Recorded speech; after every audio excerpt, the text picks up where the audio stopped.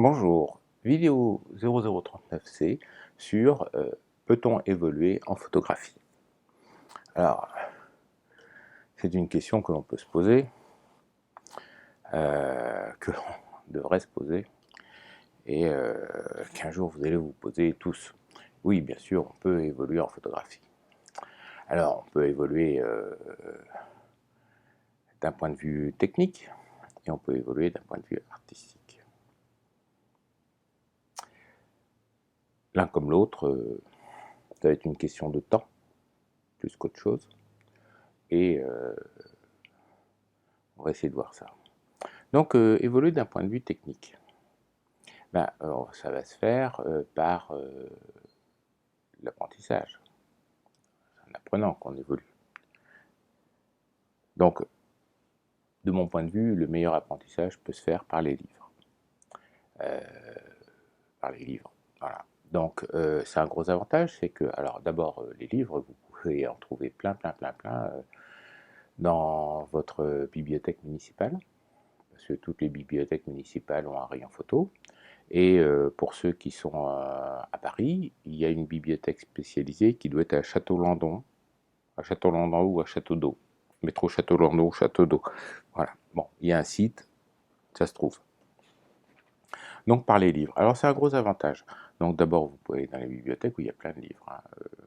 La moindre bibliothèque municipale a entre 5 ou 10 livres de photographie. Ça fait déjà quelque chose à lire. Bon, après, on verra s'il y en a d'autres. Alors, pourquoi les livres? Alors, les livres, c'est un objet industriel qui est cher à produire, donc qui implique des capitaux, qui implique du temps, de l'argent, de la main-d'œuvre, et ainsi de suite, un circuit de distribution, et tout ça. Et donc, du coup, avant de publier quoi que ce soit, il y a plein de monde qui ont leur mot à dire, et notamment sur la qualité de l'ouvrage. Voilà. Je parle de livres, je ne parle pas des livres édités à compte d'auteur, qui là dépendent uniquement de la fortune personnelle de l'auteur et de sa volonté de se présenter à vous et de, de vous transmettre un message. À la limite, les livres à compte d'auteur ont la même qualité que les chaînes que l'on trouve sur YouTube. Ce sont des gens qui... enfin, donc je parle après des chaînes de YouTube. Donc, comme c'est beaucoup de pognon, et ben, c'est rare de nos jours que l'on voit des livres apparaître, se vendre, sans qu'ils aient quand même une réelle qualité. Il y a toujours une qualité dans ces livres. Le gros avantage, c'est que ce livre-là, à partir du moment où vous l'avez acheté et que vous le possédez et qu'il est à vous, et ben, vous pouvez le lire, le relire, le relire, y retourner quand vous avez besoin, et ainsi de suite. Donc, c'est un investissement pérenne. Voilà. Et au pire, si votre livre vous a plu, vous a intéressé, mais que vous dites, bon, ben, oui, il est très bien ce livre, mais maintenant, si j'ai tout compris de ce qu'il y a dedans, eh ben, je peux éventuellement le revendre d'occasion. Un livre, ça se revend d'occasion. Et moi-même, j'achète des livres d'occasion. Donc,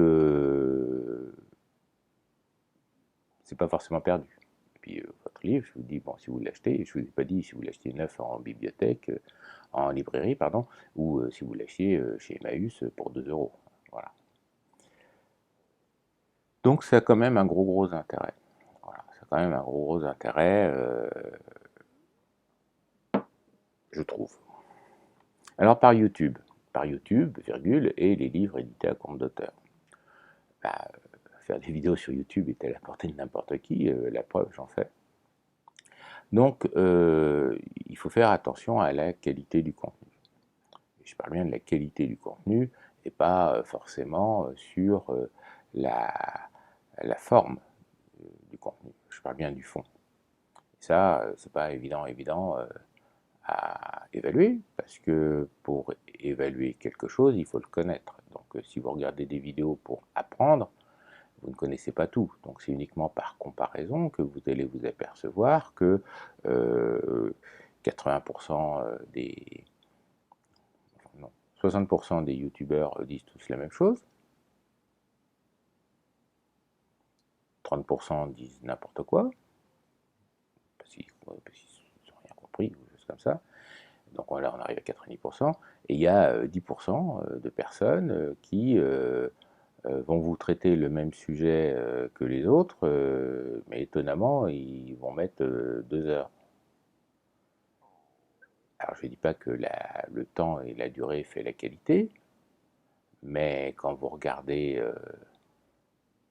enfin sauf avoir un débit de mitraillette, euh, quand vous regardez la quantité d'informations données, bon, bah, il n'y a pas photo, hein, c'est la façon de le dire. Si quelqu'un traite un sujet en 2 heures, bon, il prend peut-être son temps, il met beaucoup d'exemples. Moi, je pense à Tony et Chelsea. Tony et Chelsea font des vidéos très didactiques en anglais, mais même si vous ne comprenez pas l'anglais, il y a des sous-titres.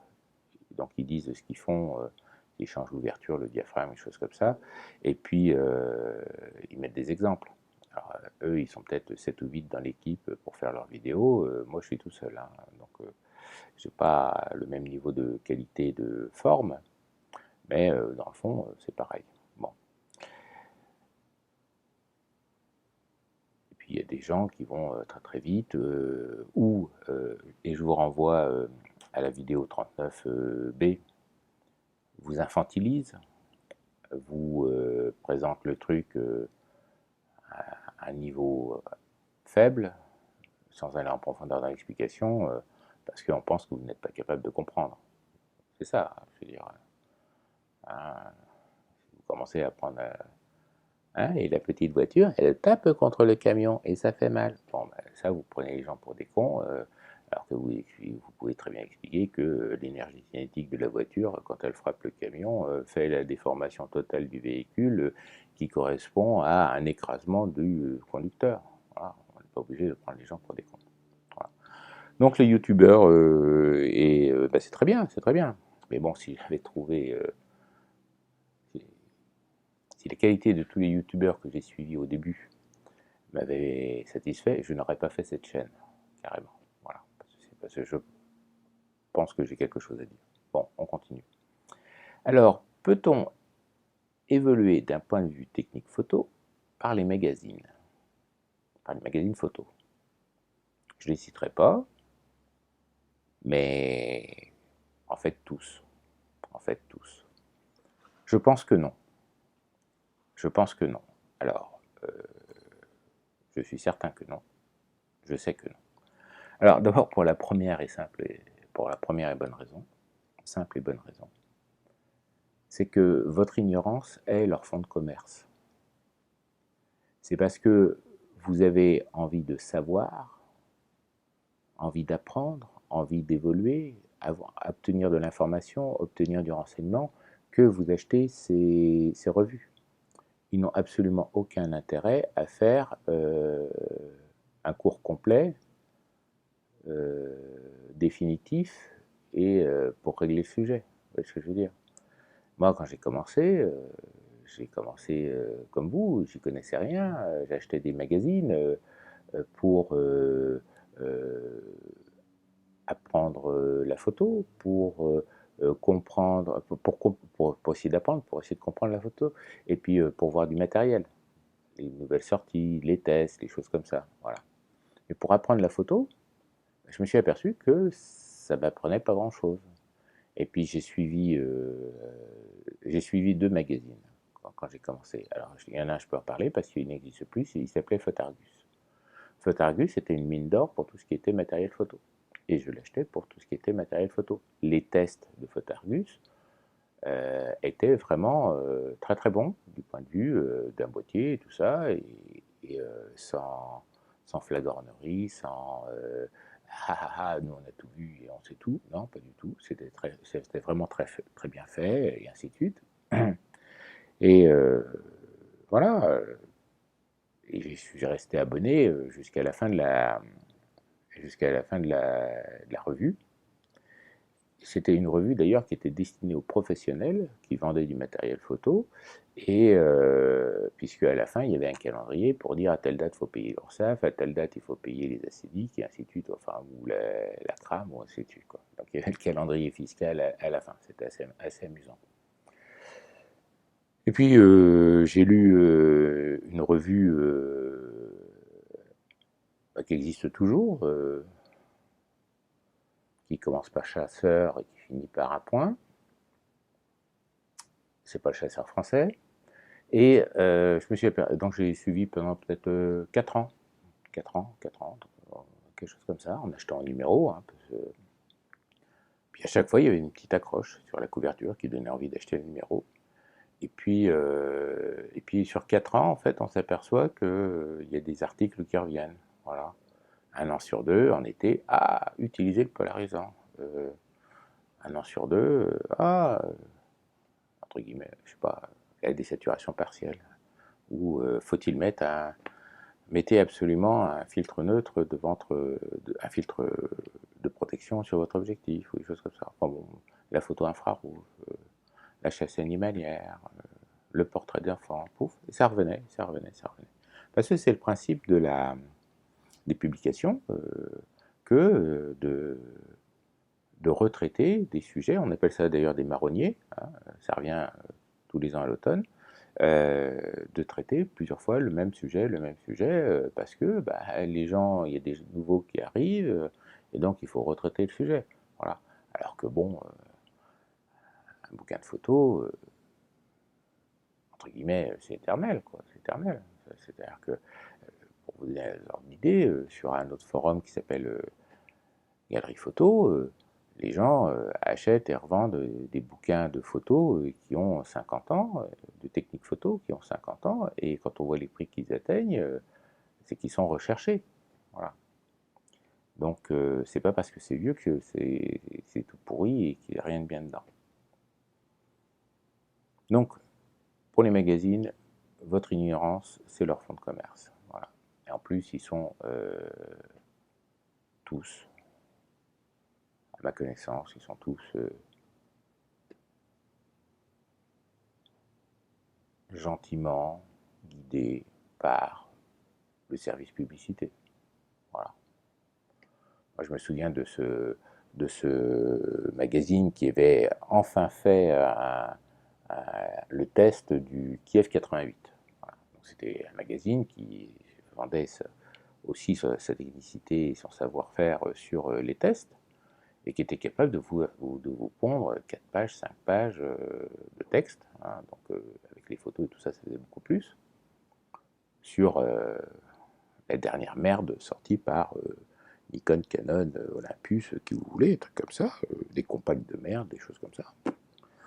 Puis à la fin, tu avais presque envie de l'acheter.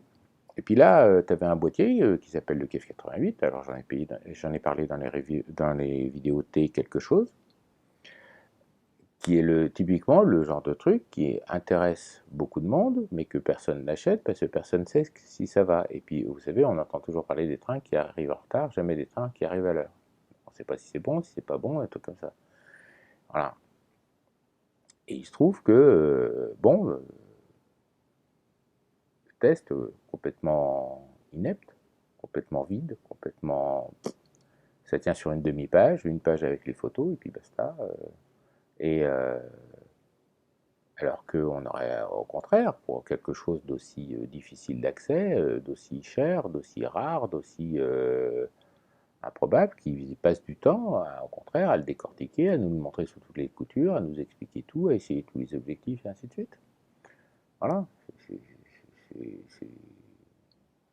Moi, j'aurais trouvé que c'était normal.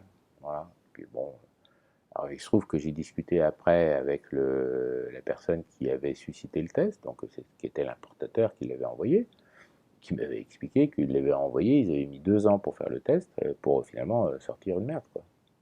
Sortir une merde. Voilà. Quand on voit les questions qu'on a, quand je vois moi les watch time, les vidéos qui marchent, et choses comme ça, le moyen format en argentique intéresse encore des gens, des choses comme ça. Voilà. C'est pas le top de mes vidéos choses comme ça. Et c'est la vidéo qui marche le mieux, c'est celle sur les quais télémétriques, voilà, en termes de vues par semaine. Mais après, derrière, il y a cette recherche. Donc les magazines, non, définitivement non, ça n'est pas fait pour évoluer. Ça va vous apprendre des choses sur le dernier modèle qui vient de sortir, voilà. Et éventuellement, ça peut vous donner des idées de sujets, je dis éventuellement, mais pas plus. Alors, après, en autre possibilité d'évoluer de façon sur le plan technique, il y a les stages. Il y a les stages. Alors les stages, bah, d'abord ça dépend de la forme du stage. La forme du stage. Le problème du stage, c'est que quelle que soit sa forme, le contenu va être dense, va être très dense.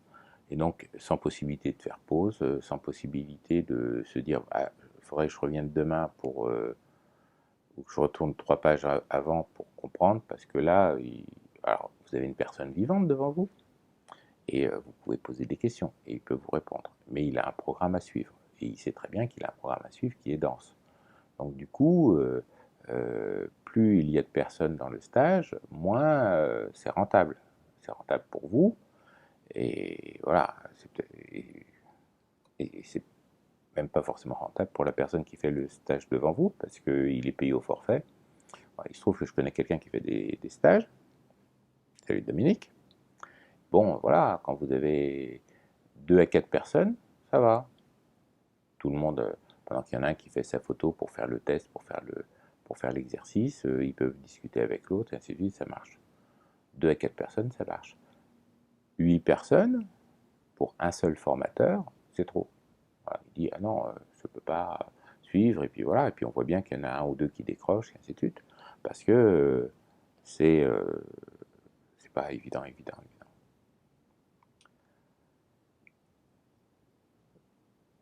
Pour les personnes qui aimeraient un démarrage rapide de je viens de déballer mon appareil, bon, le mode d'emploi il fait 400 pages, j'ai réussi à sauver une demi-heure le soir même pour lire les 20 premières pages, j'ai mis la queue à charger, et puis après je bloque, j'ai pas le temps, et ainsi de suite. Bon, bah, un stage ça peut être pas mal.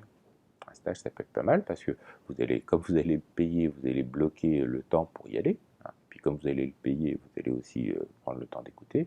Et puis ça va vous démarrer, entre guillemets, rapidement sur 2-3 points clés, sur 2-3 choses, et vous permettre de vous focaliser dans la lecture du mode d'emploi sur 2-3 chapitres seulement. Voilà. Parce qu'il y a plein de fonctionnalités dans les appareils photo modernes qui ne servent, je vais dire, qui ne servent à rien, qui servent pas à tout le monde et pas tout le temps. Voilà.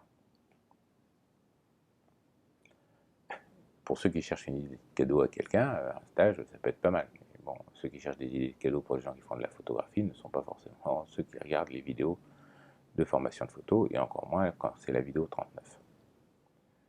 Voilà. Donc d'un point de vue technique photo, ma préférence va au livre, parce que vous l'avez sous la main, vous pouvez lire ça le soir, vous pouvez lire ça aux chiottes, vous pouvez lire ça dans le métro, dans l'autobus, voilà quoi. Ça fonctionne sans pile, vous pouvez l'emmener avec vous partout, bon, c'est pas mal. Évoluer d'un point de vue artistique. Alors ça, c'est beaucoup plus compliqué. La technique, c'est factuel. La technique, A plus B, 1 plus 1 égale 2. Voilà. Parce que A plus B égale C, ça veut rien dire. 1 plus 1 égale 2, ça c'est factuel, c'est facile. C'est valable de Lille à Johannesburg, de Strasbourg à Brest, c'est valable partout. Artistique, c'est beaucoup plus compliqué. Tout simplement parce que nous n'avons pas tous les mêmes goûts, première chose. Donc, si vous ressentez un problème d'un point de vue artistique, vous dites ah mes photos, c'est très facile à voir. Hein. une photo peut ne pas être bonne techniquement parlant. Une photo peut être floue, floue de bouger, floue de mise au point, sous-ex, sur-ex. Et une photo peut quand même être bonne, malgré tout ça. Si, d'un point de vue artistique, esthétique, vous appelez ça comme vous voulez, elle apporte quelque chose. Elle crée quelque chose. Elle crée une émotion, elle crée je sais pas quoi. Enfin, voilà, elle vous parle, elle attire votre attention, vous restez devant, et ainsi de suite. Voilà. On peut mesurer la qualité d'une image, d'une photo, au temps passé à la regarder.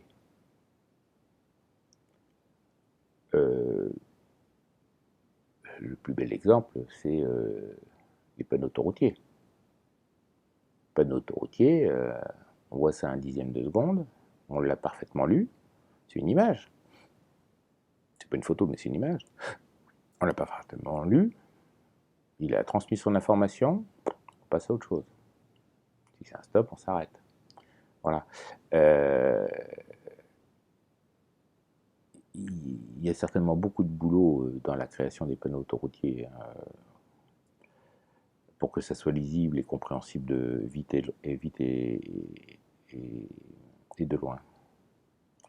Donc, mais par contre, bon, vous voyez ça quand vous allez dans les musées.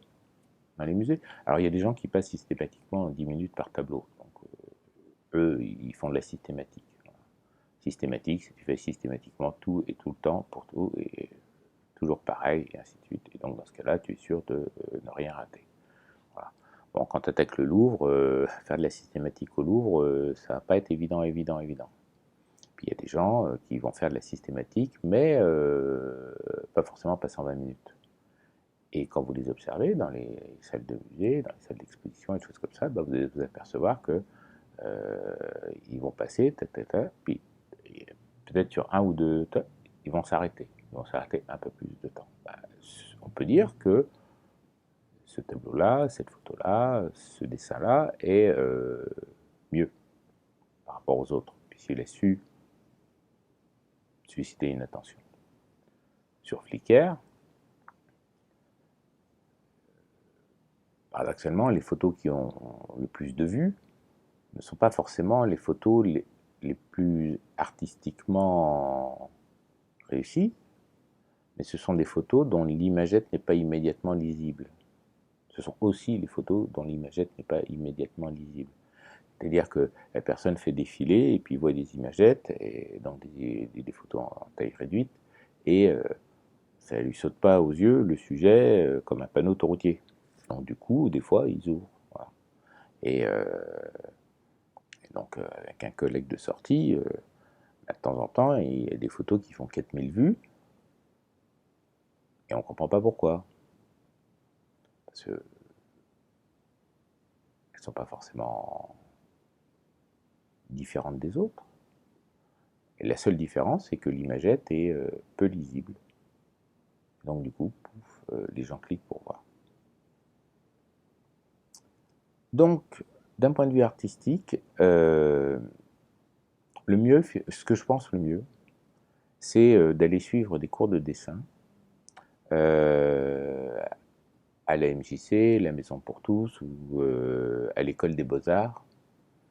L'école des Beaux-Arts de ma ville faisait, ils doivent toujours faire ça, des cours pour les adultes le samedi après-midi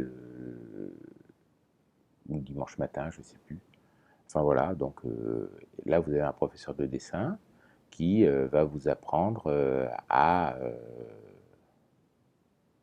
qui va vous guider dans un processus de création, qui va vous apprendre à positionner les masses, les objets, les lumières, des choses comme ça. Et finalement, c'est ce que vous faites quand vous faites de la photo et que vous tournez autour de vos sujets pour choisir la lumière et ainsi de suite. Je vais faire une vidéo sur c'est quoi la photo exactement. Ça sera certainement une 0,39. Parce que bon, voilà, bon, en venir au sketch des inconnus sur les chasseurs. Hein, il y a le bon chasseur et le mauvais chasseur, ben, il y a le bon photographe et le mauvais photographe. Le mauvais photographe, il arrive, il voit quelque chose, il appuie. Bon. Alors que le bon photographe, il arrive, il voit quelque chose, il appuie. Et lui, c'est un bon photographe. Donc la différence est très ténue. Parce que finalement, ce sketch, qui est plus un reportage ethnographique, à peine caricatural, que une grosse blague comique. Hein. Si vous connaissez des chasseurs, c'est pas loin de la vérité. Et ce qu'ils disent n'est pas faux. Donc du coup, en ayant appris, ou en ayant appris, oui. Alors c'est des choses qu'on peut trouver par soi-même. Alors dans ce cas-là, vous cultivez votre sens artistique. Et puis vous dites, bon bah voilà, avant je faisais pas attention, je mettais le gamin devant la fenêtre, il était en contre-jour, c'était moche.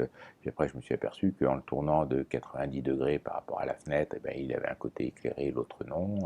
Et puis voilà, puis après, je me suis aperçu qu'en mettant un réflecteur sur le côté, là, j'ai un réflecteur au bout du bras pour m'envoyer de la lumière, et ben, c'était mieux, et puis ainsi de suite. Voilà.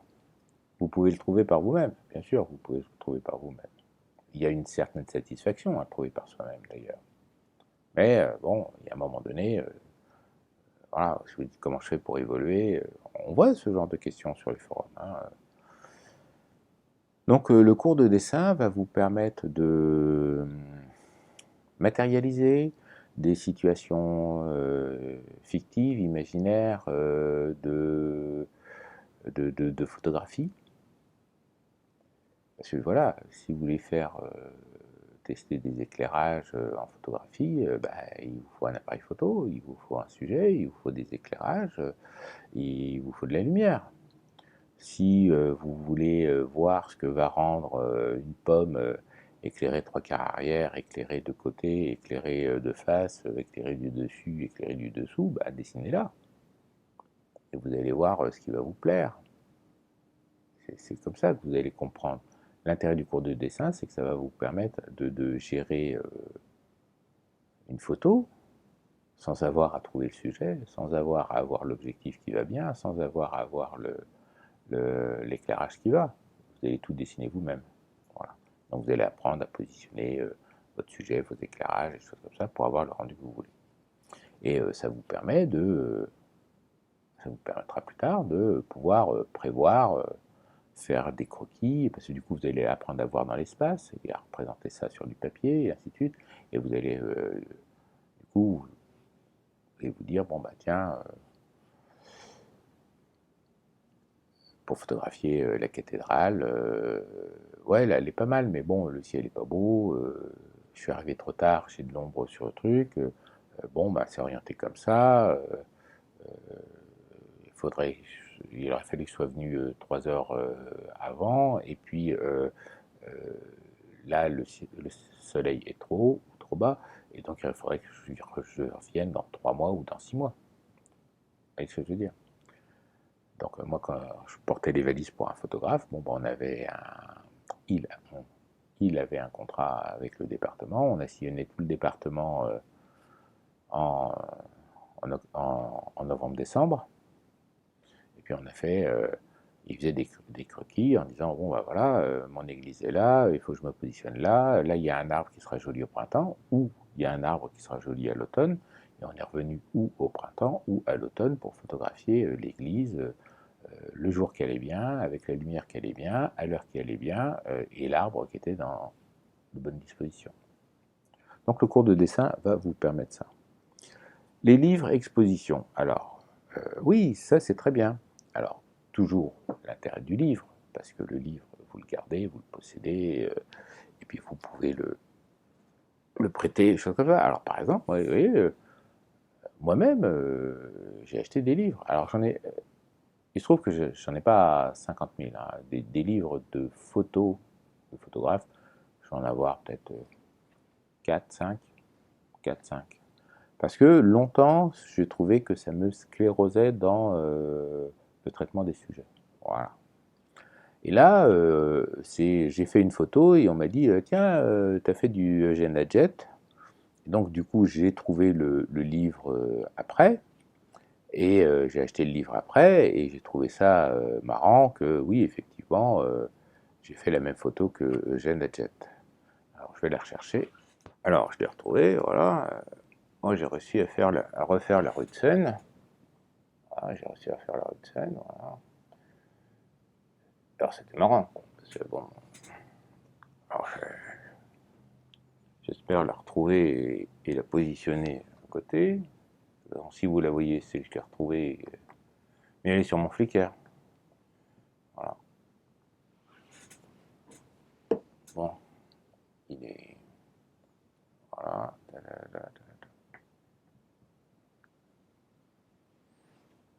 Voilà. Donc j'ai acheté le bouquin parce que j'avais déjà fait la photo. Et puis, bouquin très intéressant. Donc c'est fait Paris dans les années 1900. Et, euh, et alors j'ai acheté d'occasion. Hein, alors j'ai acheté d'occasion, j'ai pas payé cher.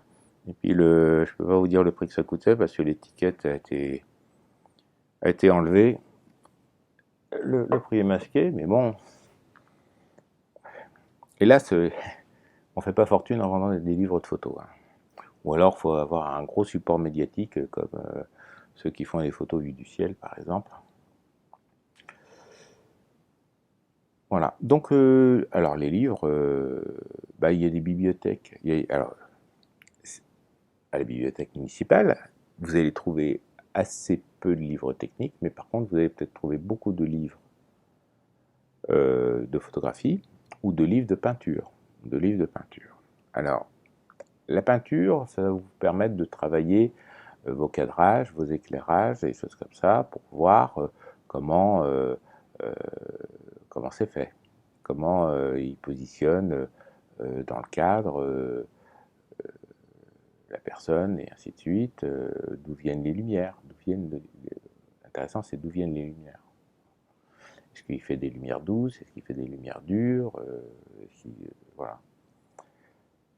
Le paysage, comment il positionne la proportion de ciel, pardon, c'est pas facile à dire ça.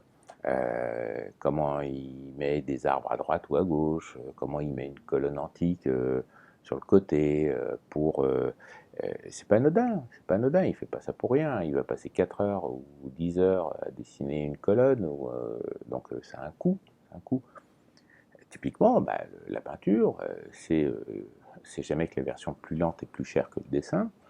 Et ben voilà, il a construit son image.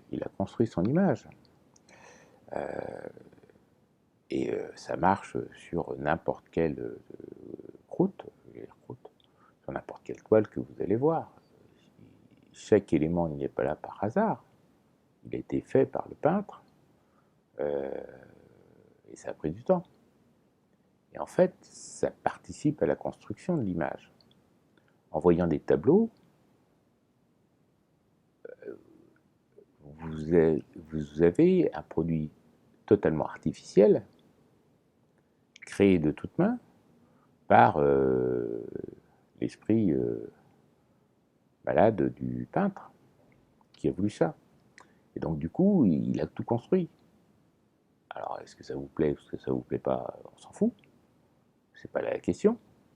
Et vous devez vous poser, enfin quand vous allez dans une idée d'évoluer artistiquement, vous n'allez pas pour voir un Fragonard, vous n'allez pas pour voir un Da Vinci, vous n'allez pas pour voir un Rubens, vous allez pour comprendre, comprendre comment tel nom a réussi à percer parmi des centaines d'autres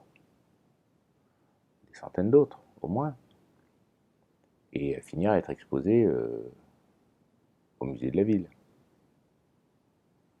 On n'arrive pas là par hasard, voilà. Et donc il faut, quand vous allez quand vous allez voir le travail d'un autre, photographique, peinture, dessin, mais surtout peinture et dessin, il faut démonter le processus de composition, de cadrage. Pourquoi on voit un nichon là, pourquoi il y a une colonne là, pourquoi il y a un drapeau comme ci, ou quelque chose comme ça. Ça varie beaucoup d'un peintre à l'autre, ça varie, il suffit vraiment que c'est une œuvre de commande, parce qu'il fallait bien que quelqu'un paye, hein, voilà. Donc c'est pour ça que je mets d'un côté l'art, enfin il y a une coupure. C'est-à-dire que par exemple, bah, si on regarde Van Gogh, hein, voilà, Van Gogh, très très bien, impeccable, magnifique. Si vous en avez un ou deux qui ne vous servent pas, donnez-les-moi, je trouverai un endroit pour les accrocher. Tout le monde aime Van Gogh maintenant. Il a vendu un seul tableau dans sa vie.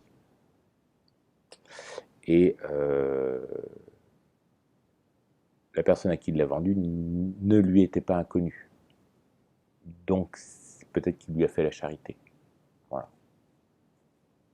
Donc typiquement, bah, c'est quelqu'un qui était tellement en avance sur son temps qu'il n'a été apprécié que 10, 20, 30 ans après sa mort. Voilà. Donc il y a des peintres qui ont essayé de vivre de leur peinture, il y a des photographes qui essayent de vivre de leur photographie, il y a des dessinateurs qui essayent de... Vraiment, tout le monde essaye de vivre de son art. Et ce que je veux dire, c'est que il ne faut pas mélanger ces personnes-là avec des personnes qui étaient payées par le roi pour dire tiens, enfin, quand il dit tiens, j'ai 60 mètres carrés là, j'ai 3000 mètres carrés de plafond, par moi ça, là le mec il a un certain niveau de liberté. Mais quand Louis XVI se fait peindre, c'est le portrait officiel, c'est la photo. Il en est de même pour la photographie. Il en est de même pour la photographie. La photographie, il y a des photographies qui marchent, qui fonctionnent, mais où le photographe ne maîtrise pas forcément tout son sujet. C'est là où je veux dire, c'est quoi faire une photo? C'est tu arrives devant un sujet, et tu déclenches, voilà, bah là non, tu as fait de la métrologie. Tu as enregistré les variations de luminosité renvoyées spatialement par une pomme, voilà, ou par un abribus, ou par un clodo, chose comme ça. On peut pas réellement. Tu es arrivé, la scène était là, la photo était là, tu as appuyé, tu l'as enregistré, tu es reparti. Tu es un enregistreur. Voilà. Alors que faire une photographie, c'est te dire bon, ben voilà, j'ai un sujet, une pomme, par exemple, je vais la mettre dans une belle assiette, je vais la mettre dans un beau compotier avec une poire, une grappe de raisin, une banane, je vais la mettre dans une gamelle en cuivre, je vais la mettre avec une autre à moitié épluchée, je vais la mettre en contre-jour devant la fenêtre de la cuisine avec des petits rideaux en Vichy rouge, avec un pot de confiture en Vichy rouge qui va rappeler le bazar, et ainsi de suite. Voilà. Vous construisez votre image. Ça, on peut dire que la personne a fait sa photo, a fait la photo. L'autre qui fait, mais même surtout moi, je fais très peu de photos construites. Je suis un photographe opportuniste. J'arrive devant un sujet, je le photographie. Je ne serais pas venu, la photo était déjà là. C'est pas moi qui l'ai créée. Moi, j'ai juste fait que l'enregistrer et puis je la diffuse, je la montre, et ainsi de suite. C'est une notion que je trouve importante. Voilà. Et que, à mon avis, il y a des gens qui feraient mieux de ne pas péter plus haut que leur cul.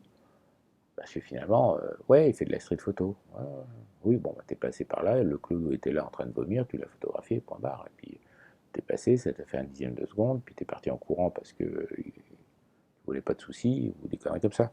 T'as pas fait de la photo, t'as fait de l'enregistrement. C'est pas la même chose.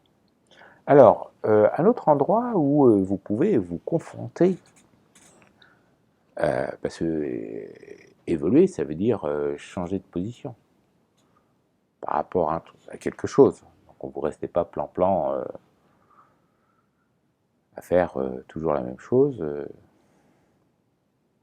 Un autre moyen d'évoluer est de vous confronter à des sujets. Et un truc que je trouve pas mal, c'est via les forums photos. Les forums photo, je vous ai dit, j'en suis 3. Galerie photo, où on poste pas de photos. Nikon Passion et Sumilux. Voilà. Il y a aussi photo.net, mais c'est un site américain et j'y vais pas beaucoup, j'y vais pas souvent.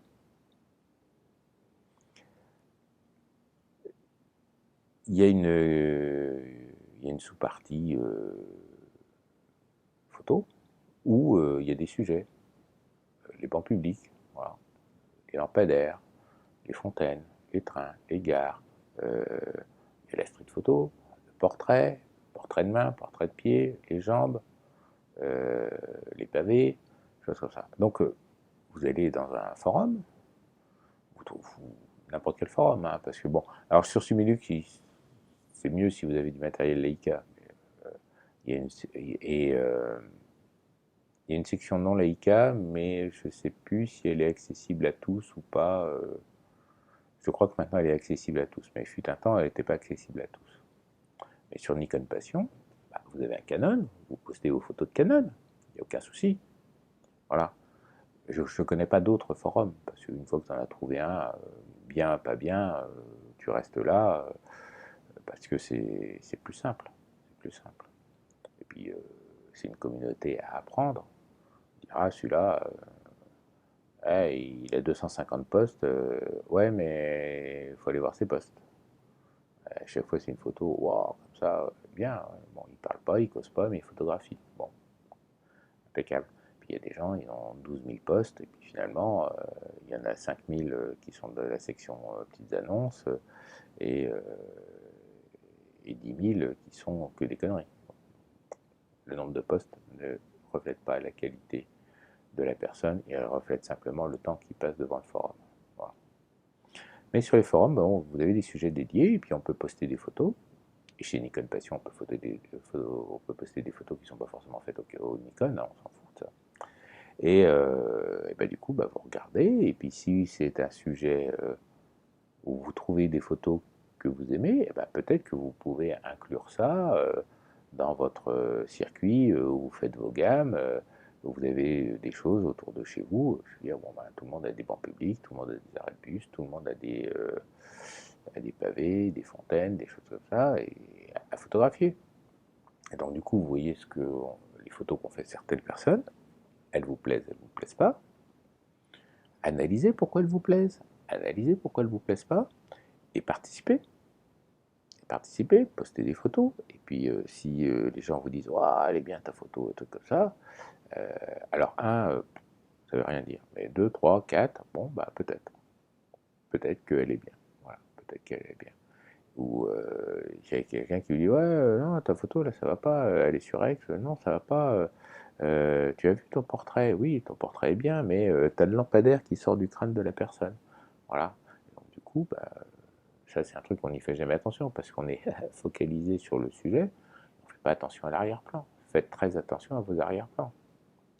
Voilà. Donc les forums et les sujets les forums, virgule, par leurs sujets dédiés photographiques, vont être un moyen de vous susciter des occasions de faire des photos, de, je cherche le mot,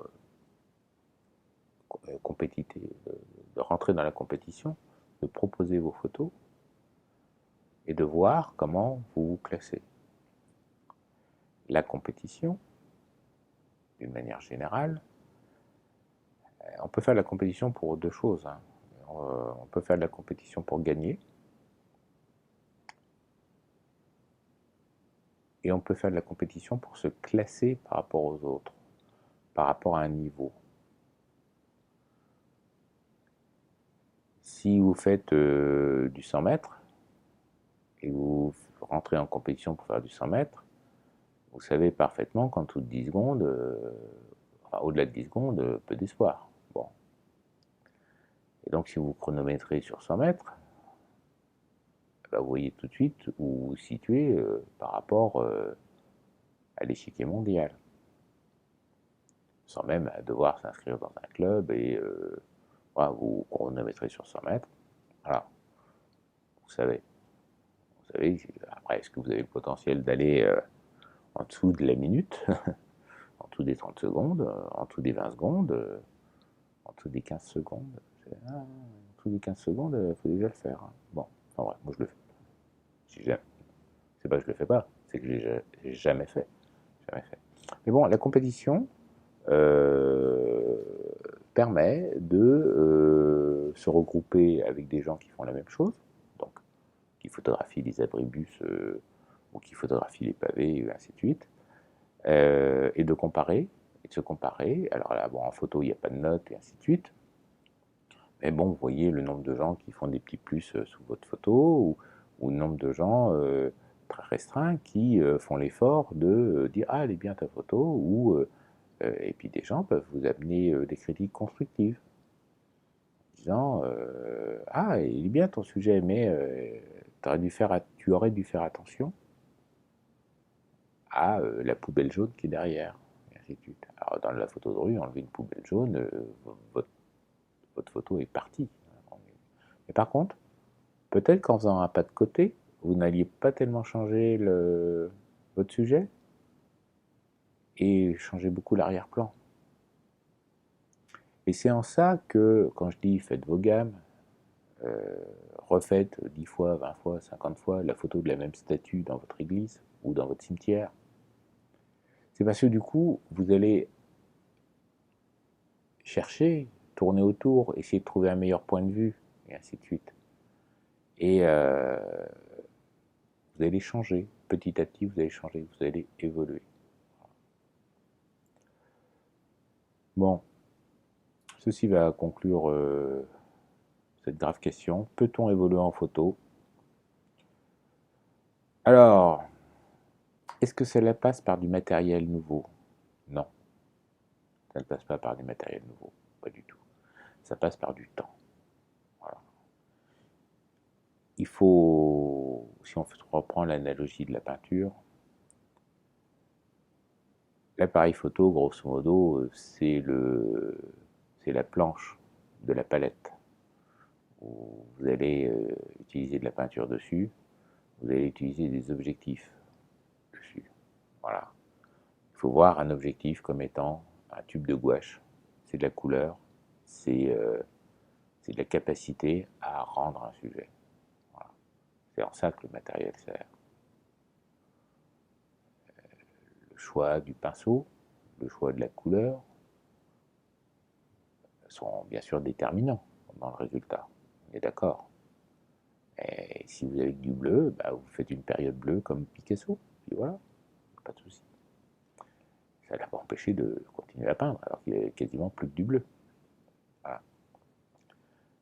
Travailler sous contrainte, euh, peut-être un moteur, peut-être disant bon ben voilà, moi je peux pas m'acheter un tambard. Tu t'achètes pas de tambard, il n'y a aucun souci. D'abord, tu mets une belle empreinte de doigt sur ton filtre. Tu achètes un filtre chinois le moins cher possible sur eBay, dans le bon diamètre, un filtre de protection UV, un filtre plus clair, puis tu mets 2-3 empreintes de doigts, et t'es pas loin du résultat du tambard, hein. T'as pas forcément besoin d'acheter un tambard. Bon. Donc, est-ce que cela passe par du matériel? Non, ça passe pas par du matériel. Le matériel, c'est du confort, c'est du plaisir, c'est des choses comme ça, mais ça n'arrache. Il n'y a pas de talent dans la boîte. Votre appareil photo n'est pas livré avec 2 litres de talent ou 3 accus de talent. Non, c'est faux. Ni l'objectif, ni rien. Voilà. Par contre, c'est le temps que vous allez passer. D'abord, il y a des gens qui ont un certain sens artistique dès le départ, mais qui est dû à du temps passé dans l'enfance, dans l'adolescence, aller éventuellement dans les musées, et ainsi de suite, ou à regarder des choses belles, ou à faire du dessin, ou ainsi de suite. Donc c'est le temps qui compte. Donc soyez éco hein, pour essayer de comprendre, optimiser, mais soyez surtout pas économe de votre temps à voir d'autres choses, et plutôt des choses institutionnalisées, des livres publiés, des expos dans des musées. Une expo dans une galerie, le galériste, il touche 50% des ventes. Voilà. c'est pas pareil. Un galériste, c'est comme un youtubeur. Il fait ce qu'il veut. Voilà. Soyez éco et faites des images. Au revoir.